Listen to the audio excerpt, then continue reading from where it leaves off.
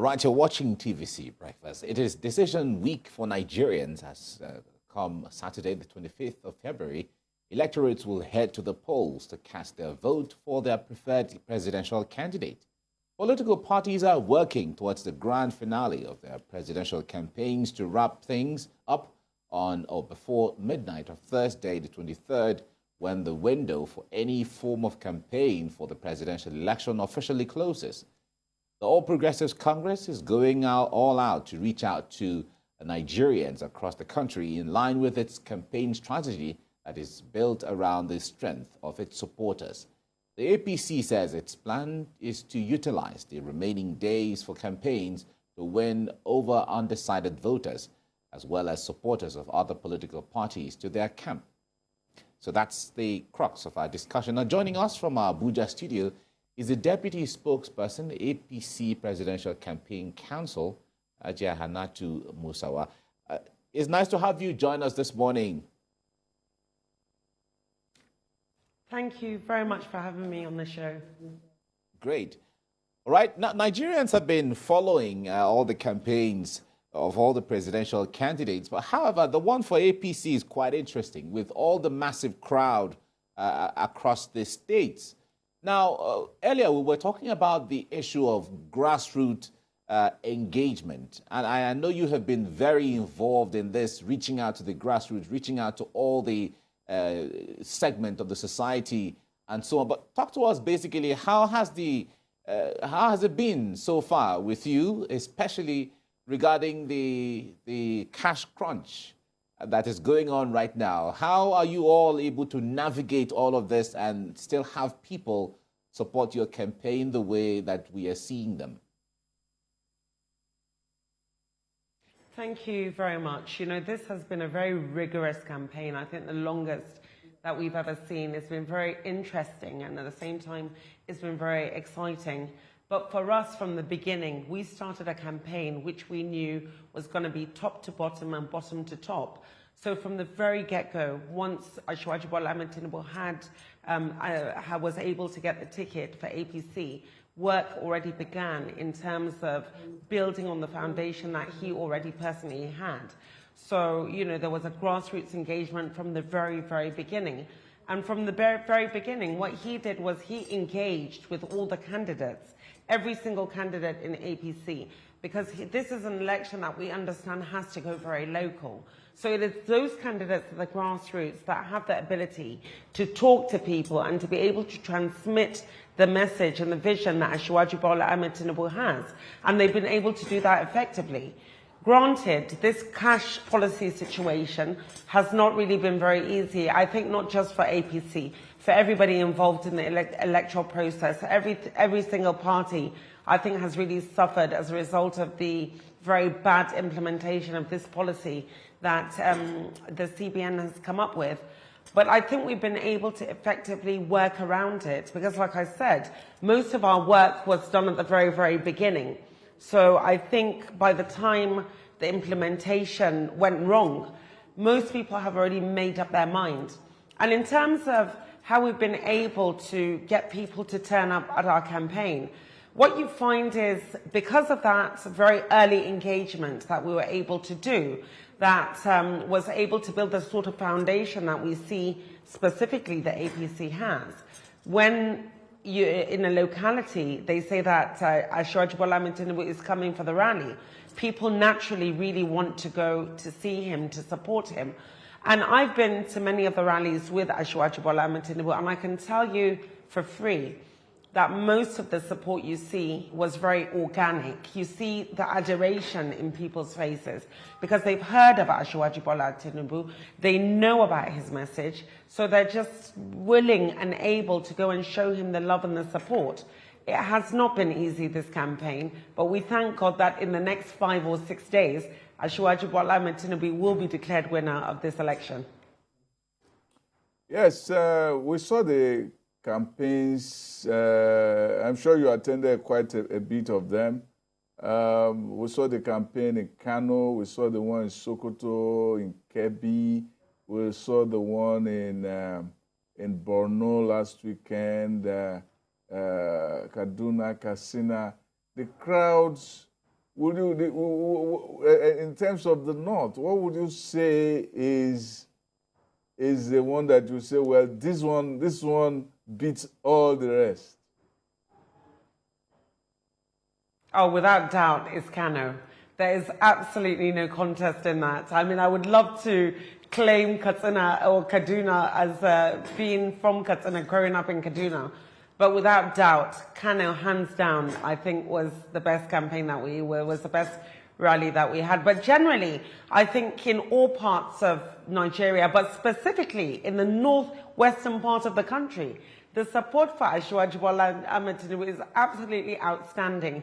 So I'm just so proud that the Northerners are coming up to align themselves with this notion that power needs to move back to the South after 8 years of it being in the possession of a Northern presidency. So I think most of the people understand that. And at the same time, even with this cash policy situation, I think people have decided that it's very important for the North to come out to show their support for Asiwaju Bola Ahmed Tinubu, because unless and until that we do that, I think the North has a lot of questions to answer in terms of its ability to be loyal to a man that has been loyal to Arewa, to the North, for the best part of his years. And without him, the North would not have had tasted power in the last 8 years.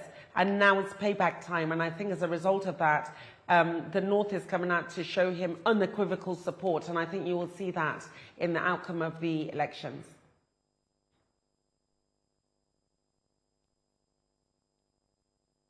Is that the women are a voting bloc that is so influential that no one can ignore. Talk to us how women in the North are accepting your candidate as someone that they are going to stand with all the way. You know, the message that has been able to resonate with a lot of people in the northern part is the sort of support Asiwaju Bola Ahmed Tinubu has always given to the female gender. You can see the way that he supported his wife in her career throughout his life, or throughout their lives together. And you see that he's one of the people that really began this whole trend of picking a woman to be his running mate and his deputy. He's been able to effectively do that. And even in the choice of this campaign council, I was one of the first people that was nominated in the campaign council, and it was Asiwaju Bola Ahmed Tinubu's choice to make sure that he had a woman that was able to speak and represent the party, and he gave the nomination for me. And I think that has been able to resonate with people, and you see the kind of support he gave to Aisha Binani and to Hajia Hadiza and other female aspirants in Hajia Hadiza in Kaduna, Aisha Binani in Adamawa, and other female aspirants. So I think women understand that with a man like Asiwaju Bola Ahmed Tinubu at the helm of affairs, they will get the sort of support that they've never gotten in the political scene. And I think even in his action plan, he's been able to express and lay out the plans that he has for women, which goes beyond putting them in his cabinet and goes beyond putting them at the head of agencies. It talks about trying to engage with the relevant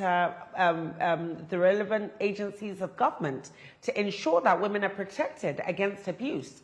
So we've been able to effectively take that message to the very grassroots. And those of us women that are engaged in campaigning for Asiwaju Bola Ahmed Tinubu, especially in the northern parts of the country, which is very conservative, we're using that to our strength by going into the rural areas where men are traditionally not allowed to go into the living quarters of families, but women are able to. And he has encouraged us to be able to go there, to traverse into the houses, to take our messages directly to the women. And I am one of the people in my own locality that does that. And I know this has been replicated by APC women all over the country. And again, you have to give Asiwaju Bola Ahmed Tinubu and the APC credit. They're the only party that actually set up a campaign council for the women. That shows you how important the issue of women are to him. And I think people have been able to see that. And as a result of that, we hope on the youth votes and as well as the women support in this election. There has been this whispering campaign in the north called Naka Say Naka, which says that your own is your own. And you're not talking about the payback time motif that the APC has now launched around the north. How are these two playing together? Naka say Naka, Asiwaju is Namu, because that's why we call him the Jagaban of Borgu. But let me tell you something. I want to say something as a northerner, as a northern woman, as someone who is very proud to be a northerner, and someone who is proud of the sort of ethos that we've grown up knowing around the sort of antecedents that people leaders like Sardauna, like Amina Kano had. The North has always been known as an entity that has a lot of loyalty, as an entity that once you make an agreement with them, they follow through. That is the reputation, generally, politically, that the North has.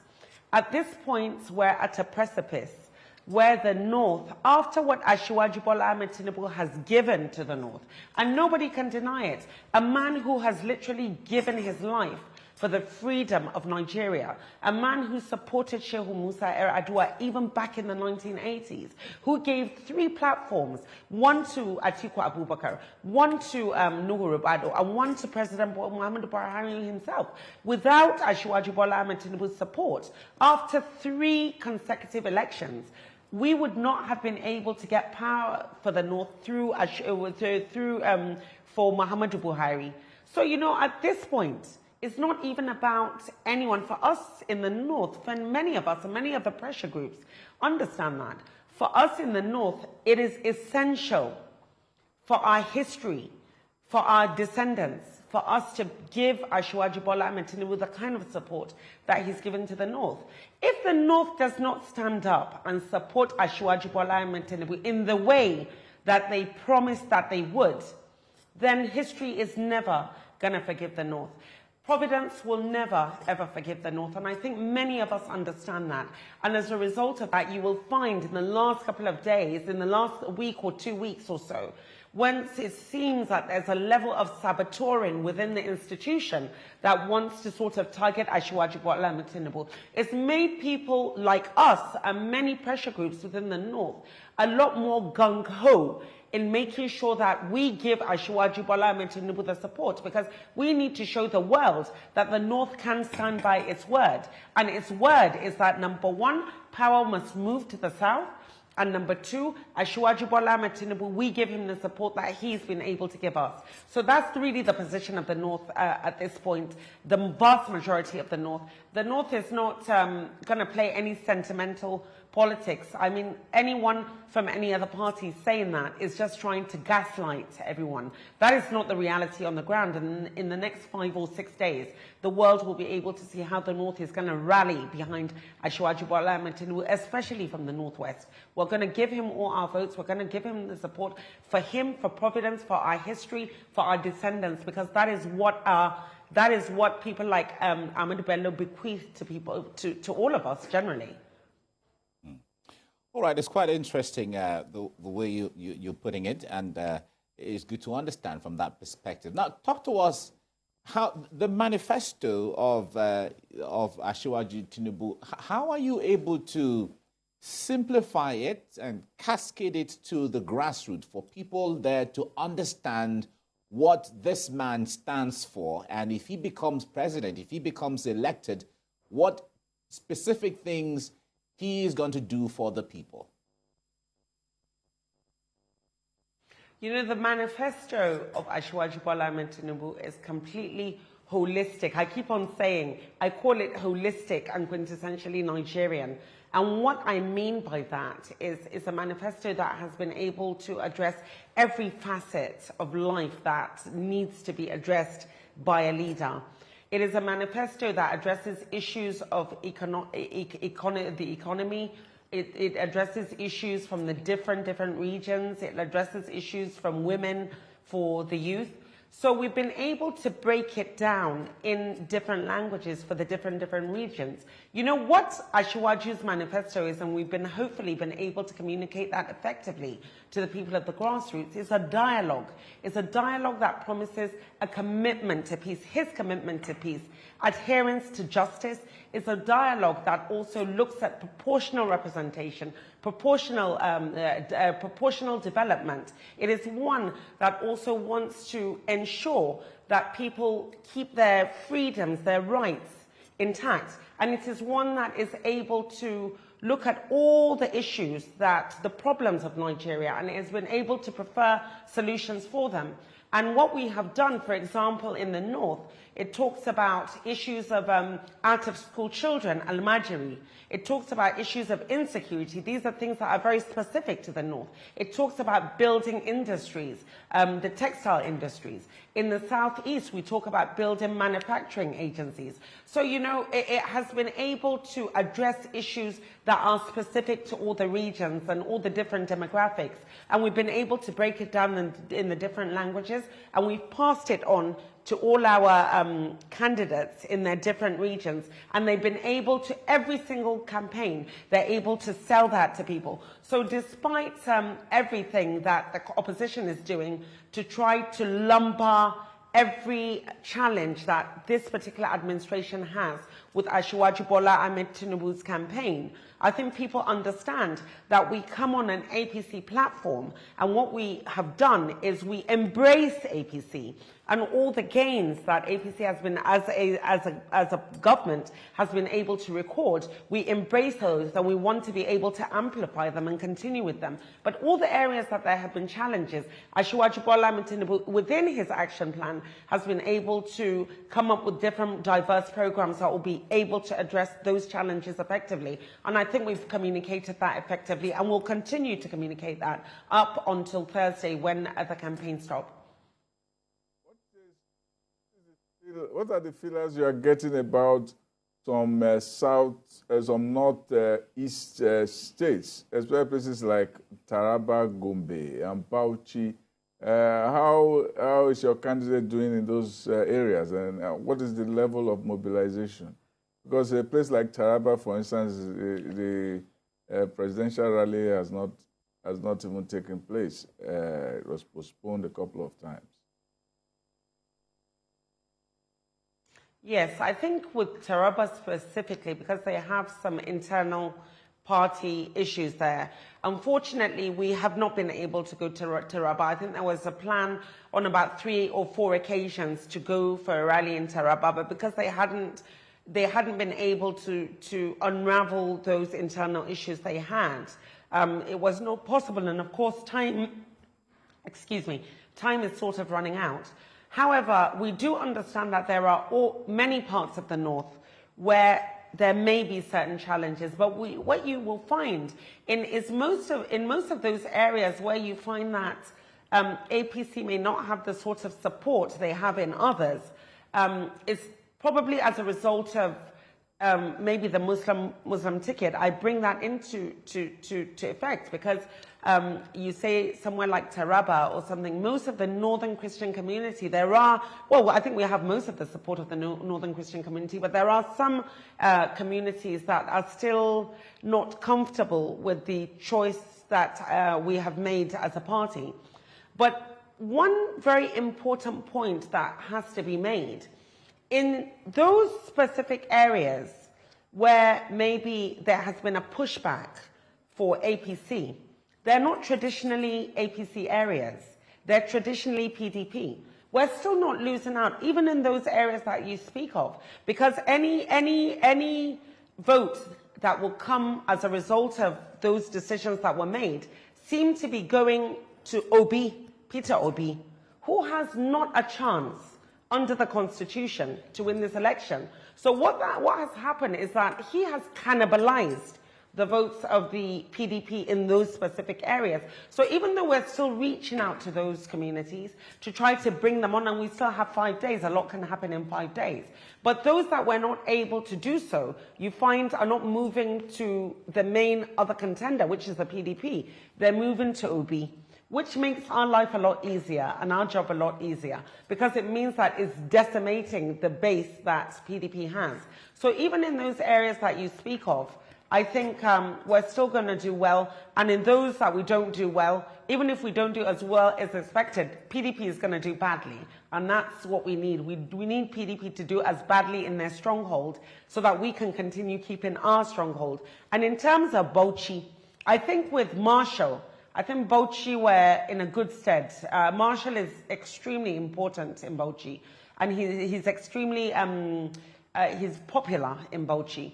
And I think we'll be able to get the votes in Bauchi. I think the Northeast, for the most part, is going to be taken by APC. And forget it, the Northwest, I think, is Tinubu's territory at this point. All right, it's quite interesting. We're wrapping up now, and it's just a few days to the election. By Saturday, Nigerians will go to decide, and everyone will wait for all of this different strategies to play out. What factors do you think will shape the pattern of voting amongst Nigerians, especially in the North? Honestly, like I said, I think the North is predominantly APC. But I will reiterate again, there are 2 parties for me that are on this ballot, is APC and PDP. Granted, we have amazing patriots that have presented themselves for service to Nigeria in the person of Rabiu Musa Kwankwaso and Mr. Peter Obi. Amazing patriots. But I don't think they have the capital, the latitude, the ability, the capacity to be able to garner the sort of votes that Section 134 of the Constitution requires. So it's really down to APC and PDP that have that latitude. And because of the work that we're doing in the northwestern part of the country, because we understand that that has emerged as the battle zone of this election. So we put in a lot of work, and you must remember that most of the northwestern states, bar one, is under APC governorship. We have APC governorship candidates, and nobody is willing to lose their territory. And let me tell you, this policy, cash swap policy, or cash confiscation policy, as some people like to call it, is a sort of a double-edged sword. On the one end, we're not happy about the way it's affected Nigerians in the most detrimental manner, because there's a risk that Nigerians may lumber us as a campaign with the hardship that they're going through. So that's the part that really sort of bothers us. We don't care about vote buying. It's a good thing that there's not going to be vote buying in this election, because it's extremely important for Asiwaju Bola Ahmed Tinubu to win this election decisively. So he doesn't want any suspicion that there was vote buying in this election. So if we can remove the element of vote buying in this election, it works to our favor, because either which way, we've done enough work, I think, to deliver a victory for Asiwaju Bola Ahmed Tinubu and APC in the upcoming election. So if we can remove the vote buying, it's good for us, because what he wants after his success, God willing, is a united country, one that he'll be able to govern effectively in a way that Nigerians will be able to see that there was an election, a free and fair process in which he emerged. So it works in our favor that vote buying element has been removed. It's only very sad to us that Nigerians are going through a very tenuous period where they're finding it very difficult to manage their lives. All right, Hannatu Musawa, Deputy Spokesperson, APC Presidential Campaign Council, thank you so much for your insight, and thank you for all that you're doing as well. Wish you well. Thank you.